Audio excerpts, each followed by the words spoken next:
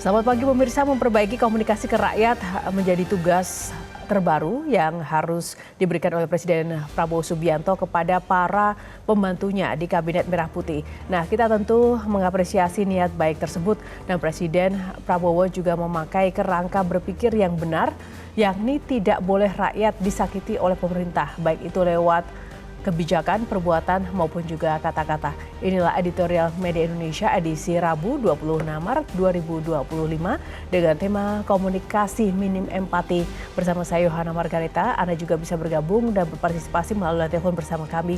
Dan saat ini sudah ada anggota Dewan Redaksi Media Group, Bung Aris Fadila. Mas Aris, selamat pagi Mas Aris. Pagi Yohana. Nah, ini banyak sekali ya catatan terkait dengan komunikasi para pembantu Presiden Prabowo dan Presiden sudah mengimbau untuk memperbaikinya. Nah, apa sih makna fenomena minimnya empati dan cara komunikasi yang agak kontroversial para pembantu Presiden ini? Ya, Presiden Prabowo melalui salah satu orang dekatnya, Wakil Menteri Pertanian menyatakan bahwa Presiden meminta jajarannya untuk memperbaiki komunikasi. Walaupun dikatakan bahwa ini tidak ada hubungannya dengan komunikasi yang buruk, tapi masyarakat pasti bisa menilai bahwa pencetus dari pernyataan Presiden tentang bagaimana pembantunya harus berkomunikasi kepada rakyat, tentu masyarakat bisa melihat dari apa yang kejadian sebelumnya. Beberapa menteri dan yang terbaru adalah juru bicara Presiden yang menyatakan, yang merespon soal kasus teror kepada majalah Tempo, dan itu bisa dikatakan bahwa sebagai seorang pembantu Presiden, apalagi juru bicara, itu kan harus punya gaya komunikasi yang kalau dalam teori disebut asertif, yang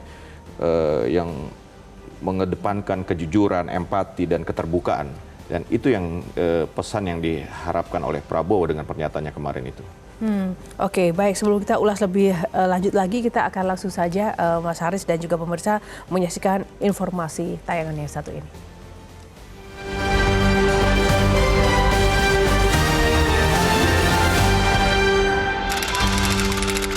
Komunikasi minim empati.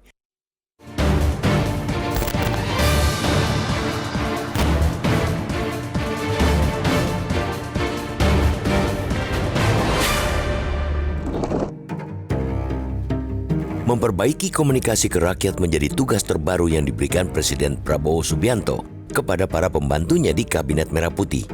Prabowo menyampaikan secara langsung soal itu pada sidang Kabinet Paripurna di Kompleks Istana Kepresidenan Jakarta, Jumat 21 Maret lalu. Hanya dalam hitungan hari, Prabowo melalui Wakil Menteri Pertanian atau Wamentan Sudaryono kembali mengingatkan pentingnya memperbaiki komunikasi ke rakyat. Sudaryono mengungkapkan itu usai bertemu dengan Prabowo di Istana Merdeka, Jakarta Pusat, Senin 24 Maret. Kita tentu mengapresiasi niat baik tersebut. Prabowo memakai kerangka berpikir yang benar, yakni tidak boleh rakyat disakiti oleh pemerintah, baik itu lewat perbuatan maupun kata-kata. Dalam alam demokrasi, berkomunikasi dengan tulus ke rakyat ialah keniscayaan. Lebih dari itu, publik mendorong agar niat Prabowo tidak hanya pemanis kata-kata.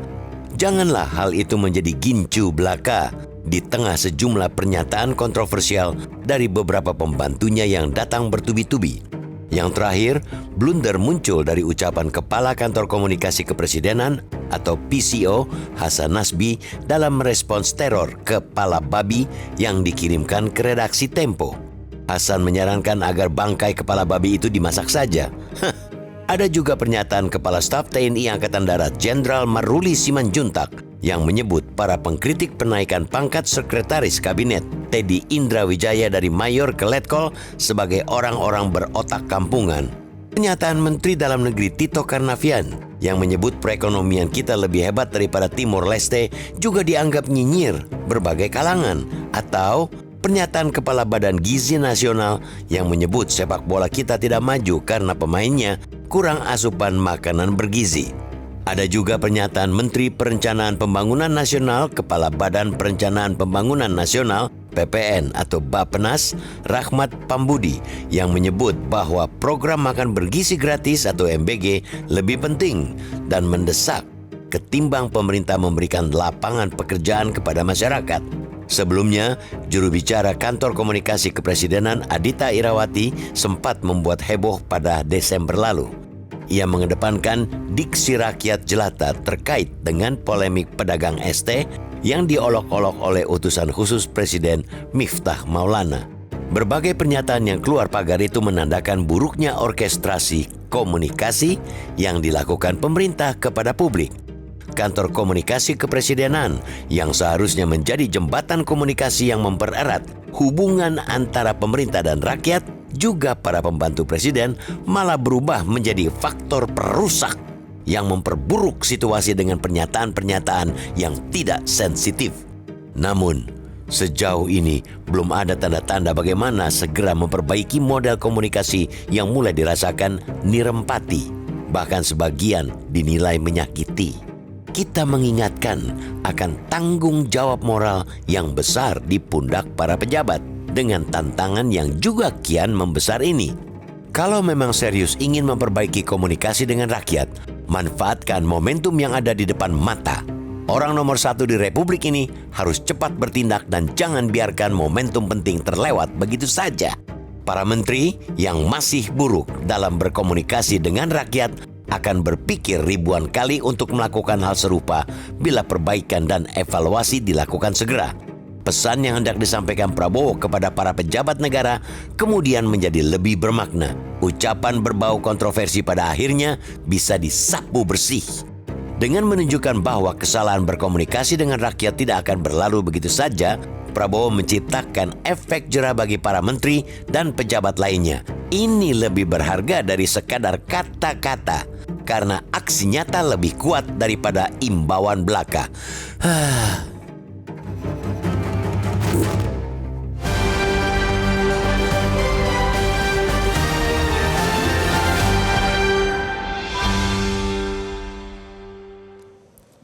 Ya Mas Haris, yang menarik yang menjadi catatan media Indonesia yang saya tangkap adalah bahwa kesuksesan sebuah kebijakan itu tergantung dari komunikasi pimpinan ke bawahan yang harus nggak boleh misleading, harus sejalan. Kalau seperti ini dalam konteks negara, ini berbahaya sekali loh seandainya memang komunikasi di bawah presiden ini benar-benar tidak sejalan begitu. Betul.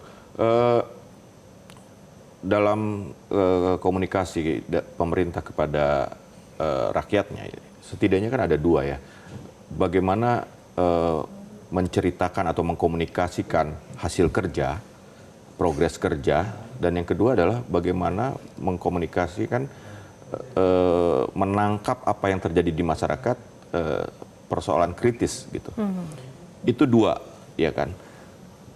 Terkait dengan yang terjadi terhadap juru bicara presiden, kantor PCO, itu kan bagaimana sang juru bicara menanggapi persoalan kritis. Ada ancaman terhadap sebuah media. Ini kan bukan hanya soal medianya, tapi masyarakat melihat ini ada ancaman terhadap kebebasan pers. Bagaimana merespon sebuah krisis. Dan ini harusnya dengan empati, dengan rasa empati, terbuka gitu kan, bukan defensif. Itu. Nah, yang terjadi adalah defensif, dan ketika defensif yang ada adalah hasilnya adalah ketidakpercayaan. Nah, terkait dengan komunikasi tentang kebijakan, tentang progres dari kerja pemerintah, kita bisa lihat dari pernyataan Kepala Badan Pangan Badan Gizi yang menyatakan bahwa sepak bola Indonesia kalah karena gizi yang kurang dari pemain. Banyak pemain-pemain berasal dari kampung. Ini komunikasi semacam apa seperti itu, ya kan? Bahwa mungkin kita lihat bahwa dia ingin riding the issue soal timnas kalah, terus di riding the issue, tapi tidak pada konteksnya gitu ketika mengaitkan dengan gizi. Apa pentingnya seorang kepala badan gizi mengomentari tentang tim nasional? Di situ yang sepertinya tidak kena gitu loh, soal teori-teori komunikasi dari para pembantu presiden. Menempatkan diri dan menempatkan kata-kata yang tepat ya, Betul. sesuai dengan porsi dan juga tanggung jawabnya. Baik, ini menarik sekali. Nanti apa kata pemirsa yang sudah ada yang nanti tergabung bersama kami di line telepon, namun kita akan ulas sesaat lagi seusai jeda. Tetaplah di Editorial Media Indonesia.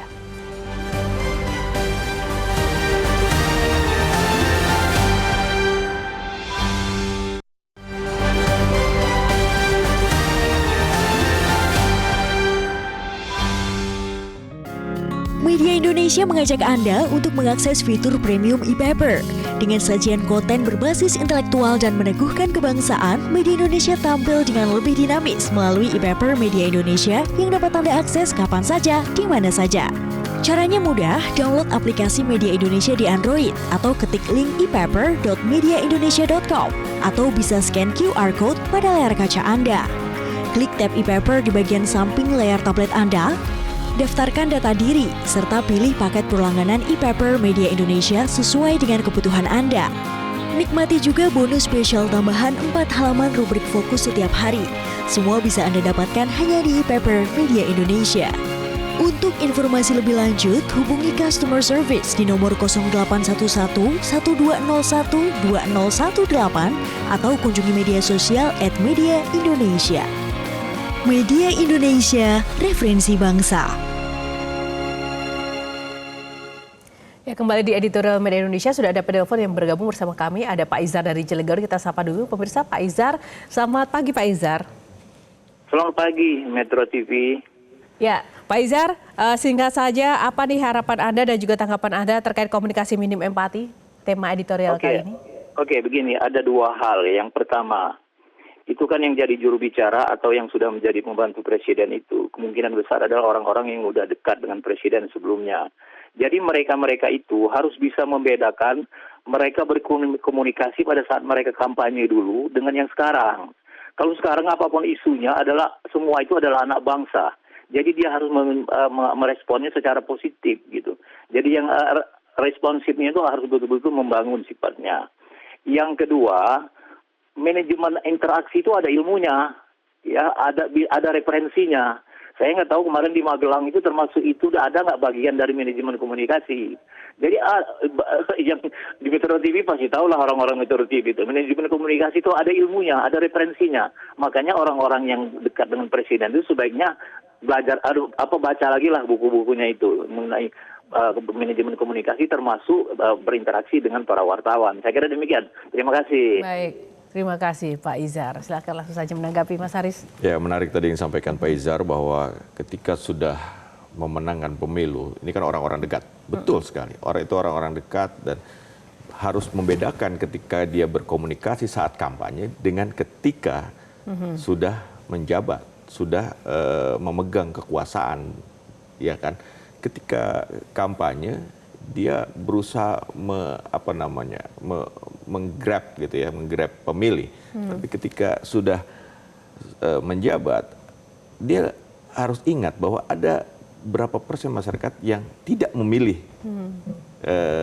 presiden yang saat ini menjabat, dan itu kan harus sama dikelola. Betul sekali itu. Tapi satu hal sebenarnya saya tetap merasa bahwa yaitu tadi kembali pada pembelajaran untuk menempatkan diri pada situasi-situasi itu. Ternyata tidak semua orang tuh bisa menempatkan diri di situ, walaupun mungkin dia adalah pejabat atau mungkin orang yang berpendidikan. Artinya ini masalah mental juga nggak sih Mas Haris? Ya mungkin bisa seperti itu. Kan bagaimana berkomunikasi kan gini. Presiden punya asta cita. Itu kan perlu dikomunikasikan ke masyarakat. Seperti tadi, ada masyarakat yang tidak memilih pemerintahan sekarang, dan itu kan perlu dirangkul, perlu diberitahu. Jangan defensif gitu loh. Komunikasi defensif itu sangat buruk akibatnya. Salah satunya adalah menghilangkan kepercayaan publik, dan itu bahaya. Kan kita tahu. Prabowo memenangkan pemilu dengan 58%. Kemudian tidak lama ada survei yang mengatakan bahwa kepuasan publik hingga 80% lebih. Dan itu kan harus dijaga. Salah satu cara menjaganya adalah dengan komunikasi yang baik dari para pembantunya. Ini sebenarnya ada dua kasus yang menarik selain tadi dari Pak Hasan Nasbi ya, misalnya seperti Kepala Staf TNI Angkatan Darat Jenderal Maruli Simanjuntak yang sebelumnya juga menyebut bahwa orang yang mengkritik Letkol Teddy adalah orang-orang yang berotak kampungan, itu satu. Terus yang kedua ada Menteri Dalam Negeri Tito Karnavian yang menganggap bahwa lebih hebat perekonomian kita daripada Timor Leste. Ya, itu contoh dari komunikasi defensif. Ya kan? Itu kan defensif, membela diri. Itu yang tidak boleh dilakukan oleh seorang pejabat publik atau juru bicara ketika dia menyampaikan atau kalau ini bisa Kasat itu kan merespon tentang Undang TI, berarti kan komunikasi saat saat krisis itu kan, krisis kepercayaan.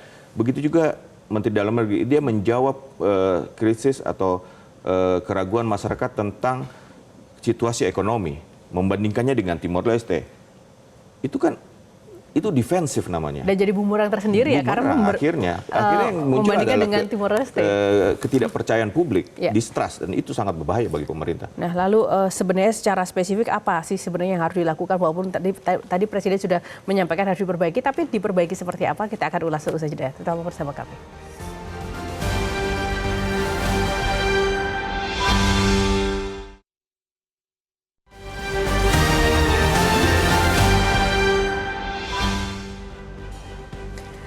Masih bersama editorial Media Indonesia, komunikasi minim empati. Nah, dari catatan-catatan tadi, Mas Aris, sebenarnya secara spesifik perbaikan seperti apa sih yang harus dilakukan?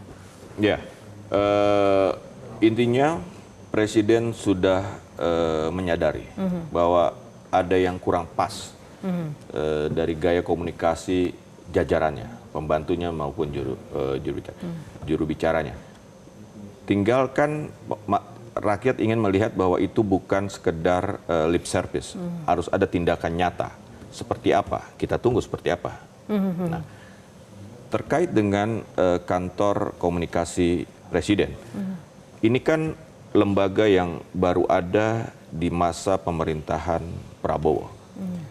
Dengan adanya ini kan maksudnya adalah bagaimana komunikasi istana, dalam hal ini Presiden, kepada masyarakat itu berjalan lebih baik, lebih efektif, dan bisa lebih kena. Itu kan tujuannya. Bukan menjadi lebih buruk dari sebelum adanya lembaga ini.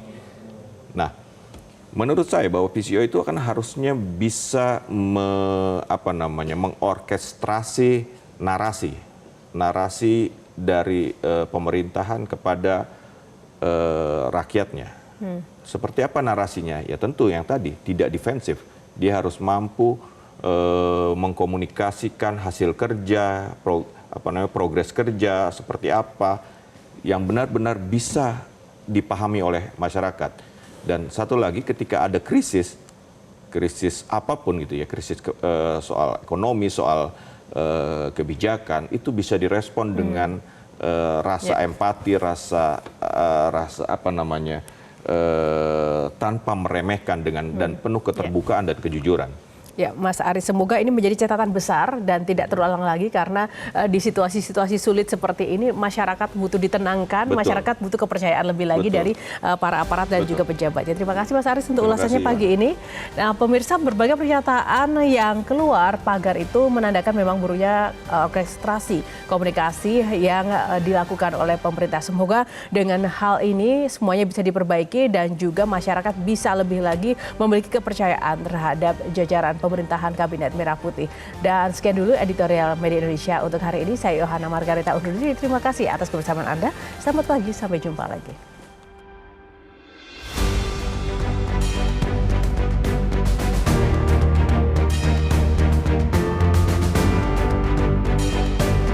Jelajahi cara baru mendapatkan informasi. Download Metro TV Extend sekarang.